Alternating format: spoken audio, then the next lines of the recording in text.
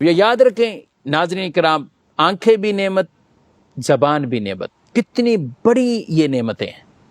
جو شخص آنکھوں سے محروم ہے، بظاہر اس کے لیے یہ دنیا، یہ کائنات، یہ سب کچھ کیا ہے؟ یہ اس کے لیے تو ایک اندھیرا ہے، وہ تو محروم ہے ان چیزوں سے.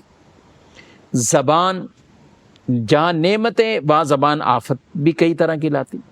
اس لیے حدیث میں فرمایا گیا ہے کہ جب انسان صبح کرتا ہے تو سارے اعضاء زبان کی خوشامد کرتے ہیں اور کیا کہتے ہیں؟ ہمارے بارے میں اللہ تعالیٰ سے ڈر، ہم تیرے ساتھ ہیں، تو سیدھی رہے گی تو ہم بھی سیدھے رہیں گے، تو ٹیڑھی ہوگی تو ہم بھی ٹیڑھے ہو جائیں گے.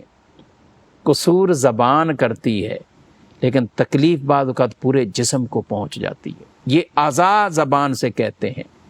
اس زبان کو امن میں رکھنا ہے، اس زبان کو اپنے کنٹرول میں رکھنا ہے تو ہر طرف امن ہی امن ہوتا ہے. لیکن یہی ایک زبان ہے. بعض اوقات ایک جملہ ہے تیکھا جملہ، لیکن کئیوں کی شاید سمجھ میں آئے.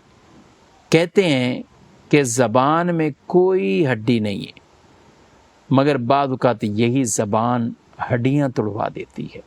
یعنی اس زبان میں ہڈی نہیں ہوتی، لیکن اس کا ہلنا، اس کا بولنا وہ ایسا تکلیف دہ لوگوں کے لیے ہوتا ہے کہ یہ ہڈیاں توڑوا دیتی ہے، یہ رشتے توڑوا دیتی ہے، یہ خاندان کے خاندان کو تقسیم کر دیتی ہے.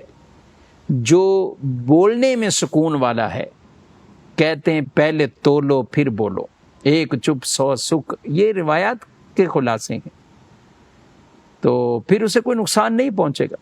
لیکن بول کر پچھتانے والے یہ آپ نے بہت دیکھے ہوں گے. بول کر پچھتائے مگر نہ بول کر پچھتانے والے یہ نہیں دیکھے ہوں گے. نہ بولے، خاموش رہے، خاموشی پر پچھتا رہا ہے بہت کم.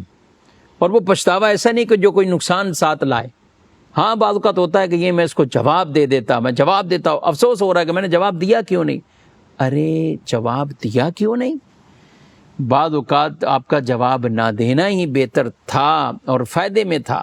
بھلے اب پچھتاوا ہو رہا ہے لیکن فائدہ ہے، کئی جھگڑے ختم ہو جائیں گے. 1-2 جملے تیکھے نکلتے ہیں، گھر کے گھر ٹوٹ جاتے ہیں. تو یہ زبان بھی نعمت، آنکھیں بھی نعمت، لیکن تب جب انہیں اللہ اور اس کے رسول کے احکامات کے ہم تابع بنائیں.